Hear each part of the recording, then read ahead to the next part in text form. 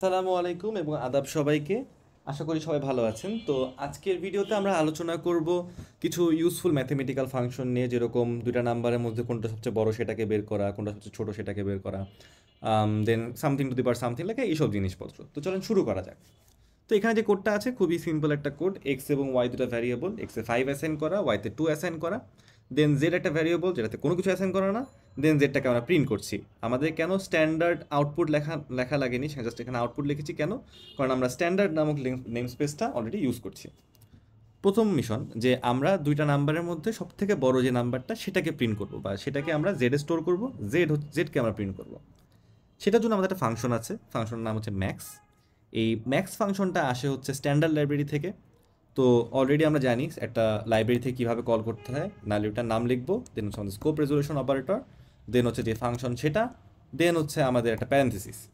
এই প্যারেন্থেসিসের মধ্যে কী দিব, প্যারেন্থেসিসের মধ্যে যেই দুটো নাম্বারের মধ্যে আমরা কম্প্যারিজন করতে চাচ্ছি, এখানে আমরা এক্স আর ওয়াইয়ের মধ্যে কম্পেয়ার করতে চাচ্ছি, তো জাস্ট লিখবো এক্স কমা ওয়াই, দেন এটা জেডে স্টোর হবে, জেডটাকে আমরা প্রিন্ট করব। তো 5 এবং 2 এর মধ্যে কোনো সবচেয়ে বড়, 5 সবচেয়ে বড়, রান দিই, চলে আসলো আমাদের 5।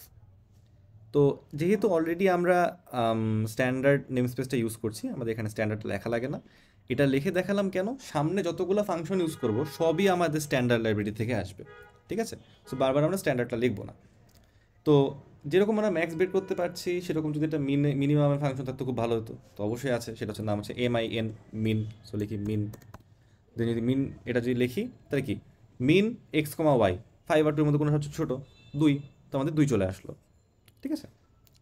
তো এবার ধরে নেন আমরা একটু মানে বড় অঙ্ক করবো, ধরে নিলাম যে something to the power something করতে চাচ্ছি। তো সেটার জন্য একটা ফাংশন আছে, ফাংশনটার নাম কি, POW, পাওয়ারের পাও, জাস্ট POW। তো লিখবো POW প্যারেন্থেসিস, দেন ফার্স্টে লিখবো আমাদের বেজ, দেন লিখবো আমাদের এক্সপোনেন্ট। ফার্স্টে লিখবো বেজ, দেন হচ্ছে এক্সপোনেন্ট, ঠিক আছে? সো আমরা লিখলাম যে শুরুতে আমাদের ধরে নিলাম যে 5 স্কোয়ার করতে চাচ্ছি, 5 টু দি পাওয়ার 2 লিখতে। সো শুরুতে লিখবো বেস, কমা, দেন হচ্ছে আমাদের এক্সপোনেন্ট, সেটা কি 2, ঠিক আছে? রান করলে কি 5 স্কোয়ার কত আসে আমাদের, 25 আসে না?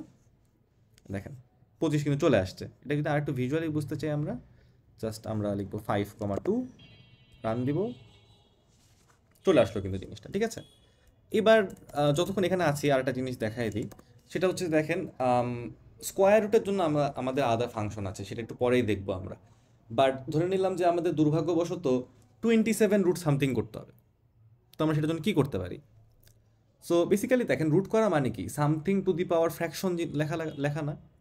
ধরে নেন স্কোয়ার রুট অফ 5 মানে কি, 5 টু দি পাওয়ার হাফ বা 1/2। সিমিলারলি আমরা যদি সামথিং টু দি পাওয়ার 1/27 লিখি, তাহলে আমরা কি পাই, 27 রুট সামথিং পাই না? তো সিমিলারলি আমরা এখানেও সেম সেম কাজটা করতে পারবো।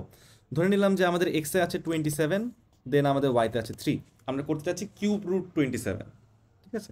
সেটার জন্য কী করবো, আমাদের এক্স এবং আমাদের বেস যেটা 27, দেন ওয়াইতে কী লিখবো, 1/3। যদি আমাদের 1/3 করা লাগে, তো আমরা কী করতে পারি, আমরা এখানে 1/y লিখতে পারি না?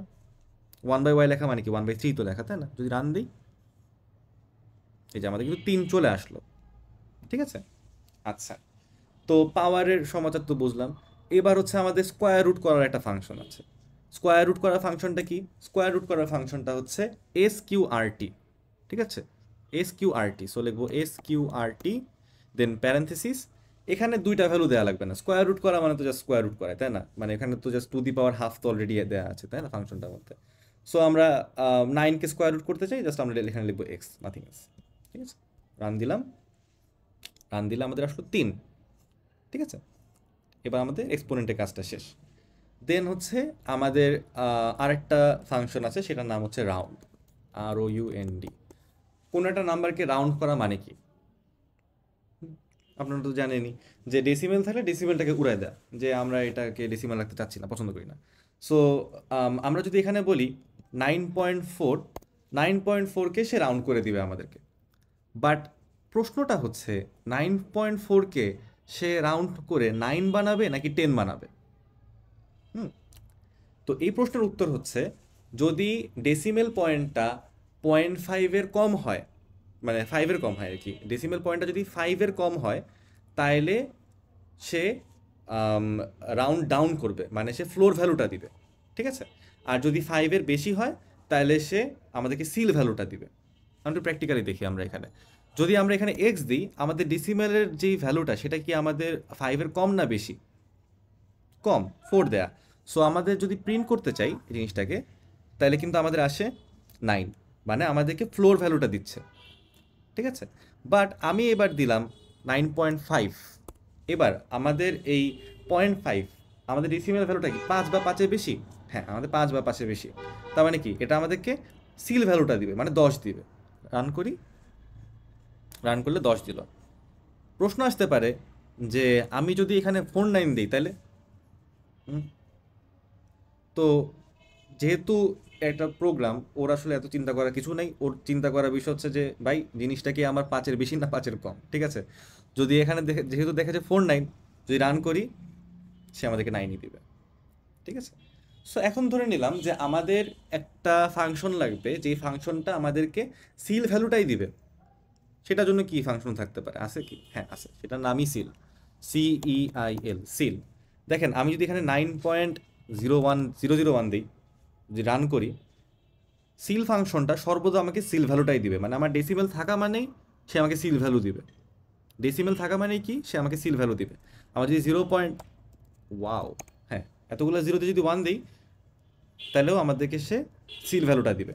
সিমিলারলি ফ্লোর একটা ফাংশন আছে। ফ্লোর ফাংশনটার কাজ কি? যত বড় ভ্যালু দিই না কেন ডেসিমেলে, আমাদেরকে সর্বদা সে ফ্লোর ভ্যালুটাই দিবে। আমরা যদি এখানে 9.9999999 দিই, যদি রান করি, আমাদের কিন্তু সে 9ই দিবে, ঠিক আছে।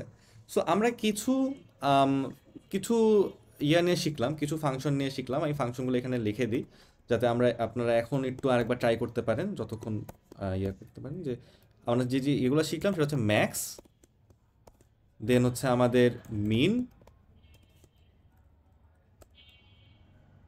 দেন হচ্ছে আমাদের কি শিখলাম আমরা? পাওয়ার ফাংশনটা শিখলাম,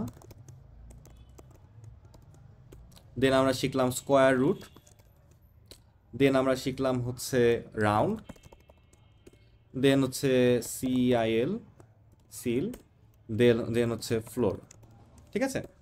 সো আমরা এই ফাংশনগুলো শিখলাম। আমার রেকমেন্ডেশন যে আপনারা এখন একটু পজ করেন, পজ করে আপনারা একটু কিছুক্ষণ জিনিসটা নিয়ে একটু অনুধাবন করেন যে কোনটা কি কাজ করে না করে, কীভাবে কল দিবেন না দিবেন, এটা একটু একবার অনুধাবন করেন। সো খুবই সিম্পল একটা ছোট একটা প্রবলেম লিখে আমাদের এই ইয়েটা শেষ করি। সেটা হচ্ছে, ধরে নিলাম যে আমাদের যেই এক্স, সেটা ধরলাম যে আমাদের একটা ট্রায়াঙ্গেল, একটা রাইট অ্যাঙ্গেল ট্রায়াঙ্গেলের একটা সাইড ধরলাম যে একটা হচ্ছে 5 এবং আরেকটা হচ্ছে যে ওয়াই হচ্ছে 12, ঠিক আছে। সো আমরা অতিভুজ বা হাইপোটেনিয়াসের ভ্যালুটা চাচ্ছি। সো আমাদের একটু বলেন তো যে হাইপোটেনিয়াসের ফর্মুলাটা কি? √(a²+b²) না? হুম, এখানে জাস্ট এ আর বি দিই, এ আর বি, ঠিক আছে। আমরা তো এটা অলরেডি জানি, তাই না? সো এটাকে আমরা কীভাবে লিখতে পারি? আমরা ধরে নিলাম যে জেডে আমরা এর অতিভুজের ভ্যালুটা স্টোর করতে চাচ্ছি। সো কীভাবে করব? আমাদের যেহেতু স্কোয়ার রুট করতে হবে, সো SQRT, স্কোয়ার রুট আমরা কি করব? আমরা a²+b²কে স্কোয়ার রুট করব। সো আমরা লিখব POW, পাও, দেন হচ্ছে a², সো a,2, দেন হচ্ছে প্লাস পাও b,2। কি দাঁড়াচ্ছে এটা? স্কোয়ার রুট করছি, কাকে স্কোয়ার রুট করছি? সরে না কেন, হ্যাঁ, স্কোয়ার রুট করছি কাকে? a²+b²কে। সো 5 আর 12 এটার অতিভুজ হল কত হয়? 13 হয় না? রান করি, 13 আসছে কিন্তু আমাদের, ঠিক আছে। আমি রেকমেন্ড করবো যে আপনারাও একটু ট্রাই করেন যে একটা দুইটা সাইড যদি দেওয়া হয় তাহলে পরে আমাদের কীভাবে এটার অতিভুজ বের করতে পারি। ধরে নেন একটা ইনপুট নিয়েও ট্রাই করতে পারেন যে আমরা ইনপুট নিব দুইটা সাইড, দেন হচ্ছে ওটা অতিভুজ বের করবো। এটা আমি না দেখাই দেওয়াটা ভালো। তো বেস্ট অফ লাক। কোনো প্রশ্ন থাকলে অবশ্যই কমেন্ট বক্সে জানাবেন। আজকের জন্য এইটুকুই। আল্লাহ হাফেজ, ভালো থাকবেন।